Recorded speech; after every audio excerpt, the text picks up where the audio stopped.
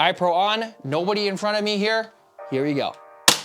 Ooh, ooh, ooh, quite nice. Marui, 6 out of 10. Nope, nope. Above a little bit, there we go. Seems pretty accurate to me. In the world of airsoft, you just can't get enough of Glock. This is a Glock 19 by Tokyo Marui, runs on duster gas, and is quite nice. This is a Tokyo Marui Glock 17 Gen 4, also runs on duster gas. Ooh, it's dying. And today we have the BATON BG-17 Glock Gen.5, and this one runs on CO2. So without further ado, let's get into this. So the box is simple, it's white, it just has a diagram of the Glock 17. It is approved by the JASG, so it is safe to use and has passed all safety regulations. So this is not a real gun, it is just a toy. So open up the box here, it does have the warranty card from Baton itself, and it also comes with a very short instruction manual showing you where the hop is, how to disassemble the slide for maintenance purposes, the safety trigger, the mounts for the optic, how to fill up the gas itself, and of course a parts list. And inside, it's just a normal package. We just got the magazine here and the toy itself. So inside you'll find a bunch of different footprints for your optics of choice. I believe it is compatible with dock mounts and RMR, Allen key, and some long screws for optics that are a little bit taller. And we have the magazine, CO2, it is metal, and a smaller Allen key. And that's it, there's nothing else. Okay, so here is the Glock itself. And first impressions, it feels really nice, not creaky, and it has a resin polymer build. I can feel it just from this. Very high quality. And if I compare it to the Glock 17 by Tokyo Marui, the Glock feels very toyish. And that's really weird to say because I used to love this thing, but it's one of those things where as soon as you hold something that's a little bit better, you can just feel the difference in quality. Not to say that the Marui is bad, but it just feels a lot cheaper. That being said, this was double the price. You can even see why the Gen 4, it is a little bit of a shinier plastic, very close to ABS, but it doesn't creak like ABS does, like the AUG or some older rifles like the Type 89. Like just the plastic quality is completely different.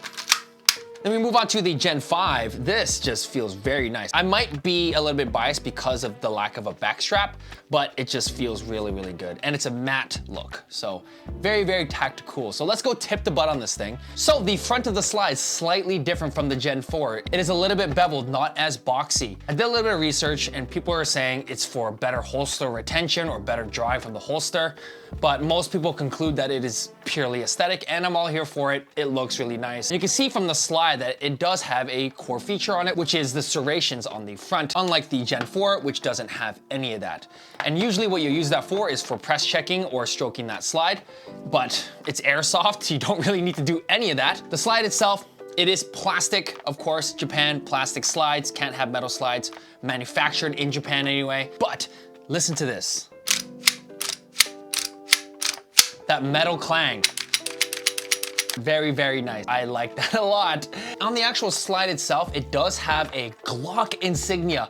Not quite Glock. There is a tiny space where the G kind of curves, which makes it not officially a Glock license. So, you can also see it says 17 Gen 5, made in Austria, and 9x19 Parabellum. On the other side of the slide, there's a unique serial number and some other markings. And of course, just like the Gen 4, we have serrations on the back. And the iron sights are plastic as well, and they're just your classic box and dot. The unique part about that is that you don't have to worry about these sights because this is actually optic ready. It has an MOS on there, so you're ready to put the footprints that we just saw in the box there to put any kind of optic you want. And on the outer barrel, there are also markings on there as well. So speaking of the outer barrel, very unique. Unlike the Gen 4s, well, my Glock Gen 4 and my Glock 19 Gen 4 are kind of already customized, so they don't have tilting barrels at this point.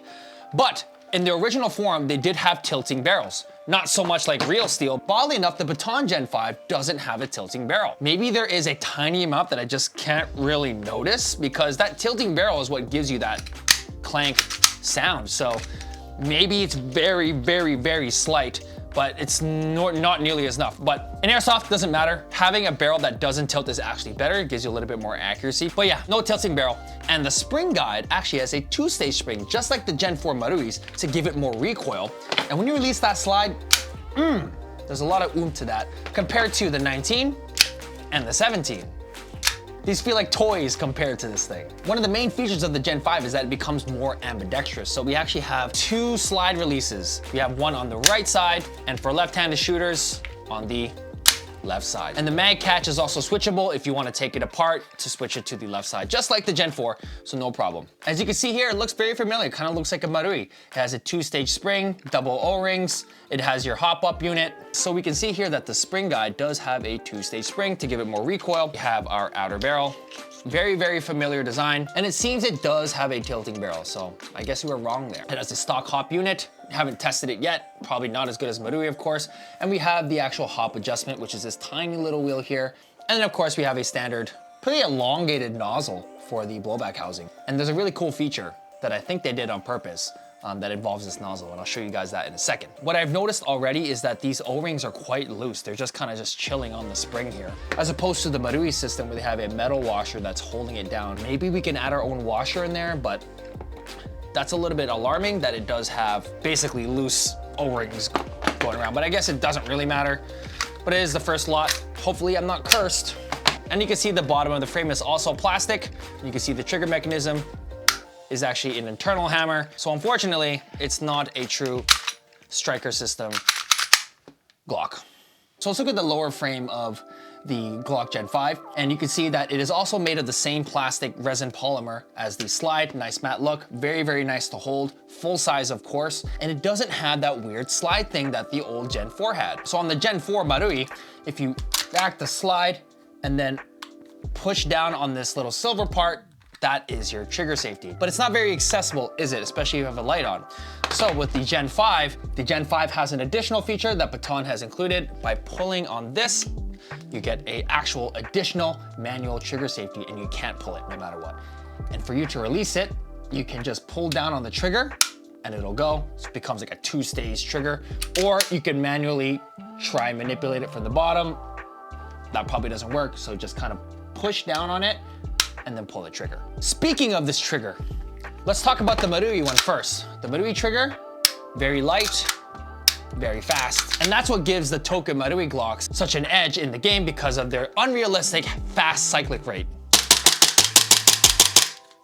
See, that's so fast. But with this one, the trigger is staged. It feels staged. It's very, very, very different. A lot heavier, and almost has a double wall.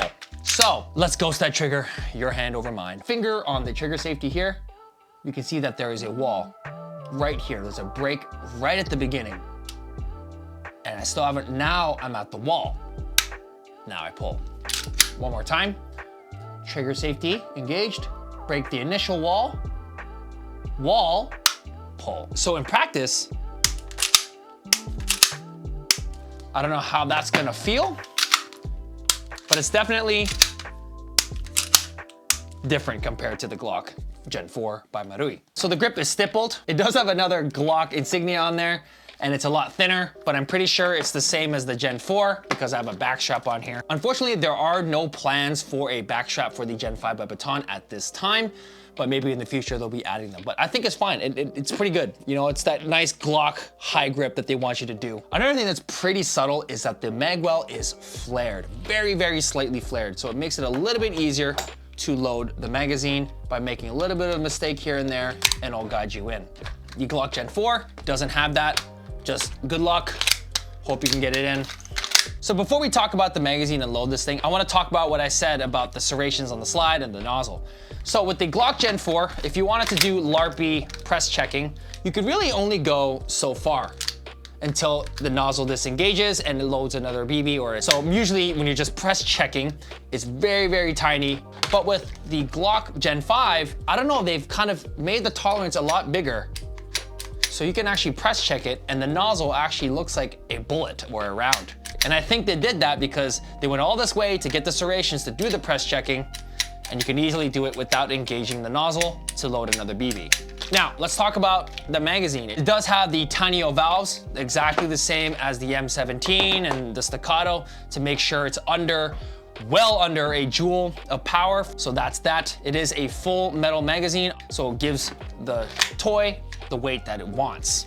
I mean, the gasket at the top just seems normal. The feed lip is also resin polymer. Seems a lot more durable than the stock Marui one. And here's the spring guide. Very, very smooth, very, very positive. Base plate is plastic and it can be removed by pulling on the spring here and removing it as such to reveal the removable cap for the CO2 bomb bay. Fun fact before we move on, if you do not like the stock floor plate, you can use the Lilacs bumper, put it in just like this, and it fits perfectly. So now you can drop your mags on the ground, maybe not do that, but you can get a nice aesthetic look just like that with a +2, which is really nice, which means these mags are standard size. What I'll say about the mag catch is that when I first opened this, you actually have to press down quite a bit for the magazine to fall out. As opposed to the Glock, just a little tiny tap will make it fall out. This probably just needs some breaking in or a little bit of silicone oil, especially on a lock slide. It's not gonna be falling out. So you gotta kind of give it a little bit of help and you'll be good from there. But I'm sure over time, this will break down and you'll be good to go. So to load the magazine, you take out this little plate by using your little Allen key, like that. Then you use your CO2, pop it in from the top, put the cap on the bottom. So once you actually get it in, you have to make sure you tighten it quickly and tight enough. Not too tight, but tight enough so it's not leaking or it's gonna explode. Not explode, but start leaking like in your hand, like this, see? Tighten, tighten, like that. Just like that. Not too tight, you don't wanna over tighten it. Make sure you listen, no leaks. So now let's put on some real iPro. And we have a magazine that is empty. We have a chamber that is empty.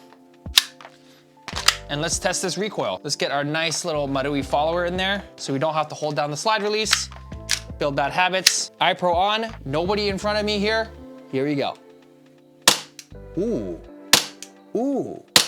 Ooh, nice, quite nice. Compare that to the Gen 4 Duster Marui.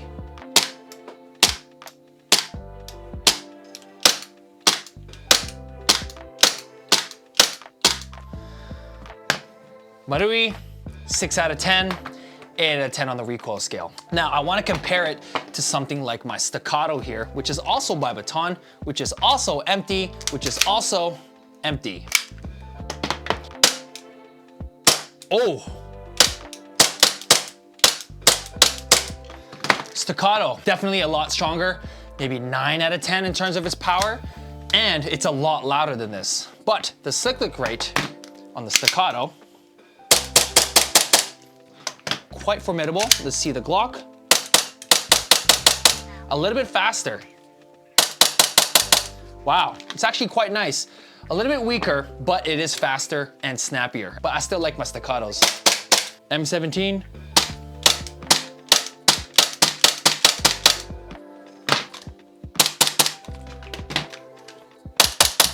Yeah, well, the tone is obviously different. M17, I'd say it has the same amount of power. Nah, M17 thicker slide.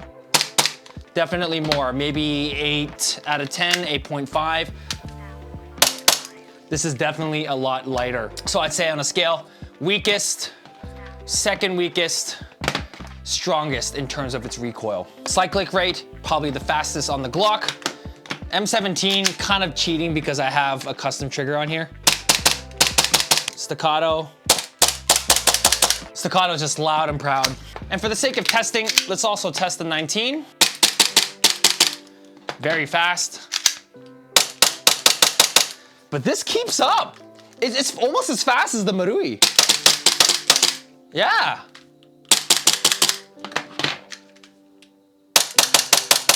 Yeah. This is probably the fastest we have. It competes with the cyclic speed of the Gen 4 Maruis and has CO2, so you could use it in the winter, has more power, better for the environment. It's very nice, good recoil. We have to test that accuracy and make sure it's good. All right, so here we are in a little shooting range. We have our magazine here. We're gonna load it up to the max it can go.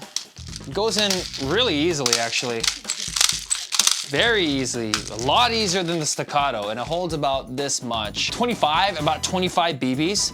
that's a lot. Switch to some rated iPro since it's loaded now. And we're gonna load this thing, use the serrations, and we have a little target set up there, and we're gonna test the general groupings from about 2, 4, 5 feet or so. Just some groupings, here we go. Aiming for center.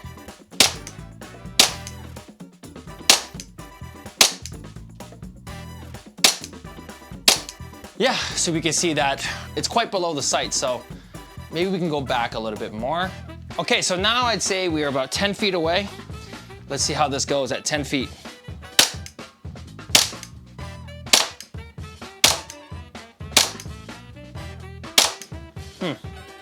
Seems to be the same kind of grouping there. What we're gonna do now is actually adjust the hop. These are with 2.5s, so not quite the best test.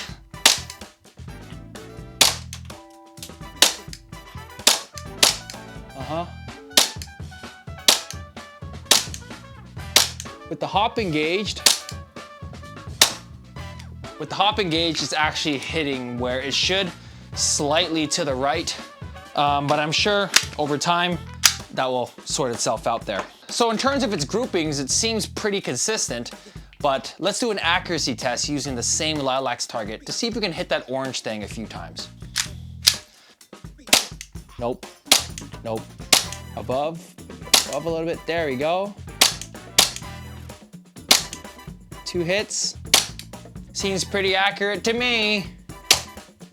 Not bad at all, friends.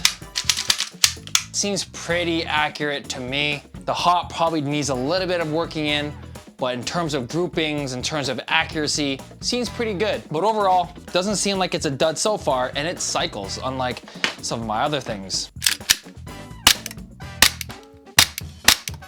And if you were curious, yes, this does fit in any kind of standard Glock holster, like this Lilac CQC Glock holster. It is the same dimensions and size as the Gen 4, so no trouble there if you have any holster issues. But the Marui does have better retention with the Lilacs one. Glock 19, better retention. And the Glock 17 by Baton, a little bit worse retention there. And a flashlight looks really nice as well, and allows you to put it inside an Omnivore with really, really nice retention. And the good thing about the Omnivore is that you can just tighten the little adjustment screw at the back here, and you'll be able to keep it nice and tight, but looks really cool. And I gotta say, first impressions wise, very, very impressed. It's a must-have for anybody in Japan who wants a CO2 Glock, because you wanna use those things in the winter and when the weather gets colder, and you wanna just have something that just has more power and more recoil, gives you that realism. The impressive part about it is that it does keep up with the infamous fast cyclic rates of the Tokyo Maruis. There's almost no reason to use these dusters now. It's made with a nicer polymer. It doesn't have those weird finger grooves on the grip. It has a matte look. It's ready to go with a red dot. Clanky metal sounding slide, even though it's plastic. And overall, it's just a better Marui at this point in time. Now, that being said, it is not a Marui, so its QC and parts quality can be a little bit questionable. I believe one of the manufacturers for Baton is SRC. Meanwhile, Tokyo Marui is all made in Japan, so you can trust that quality. My recommendation would be, of course, to get CO2, start moving to CO2 if you live in Japan, because this is on the way out. You don't want to be using that Marui white gas in the winter, it's not gonna work. And just have a Marui as a backup, just in case A, your field doesn't allow you to use CO2 for some reason, and B, you just want to have a nice backup that you know it's going to work, you know it's going to be able to be used everywhere, and you know you have support for. Baton, at the time of this recording, does have substantial part support, but Marui, they will fix it for you anytime as long as it's stock enough, and you can get the parts very, very easily in Japan. So guys, what do you think about the Glock Gen.5 CO2 by Baton? Do you think it's a yay? Do you think it's a nay? What do you think about the Gen 5 in general? Do you think the Gen 4 was better or the Gen 3? Let me know in the comment section down below. And if you want to see more airsoft in Japan, click this video right here.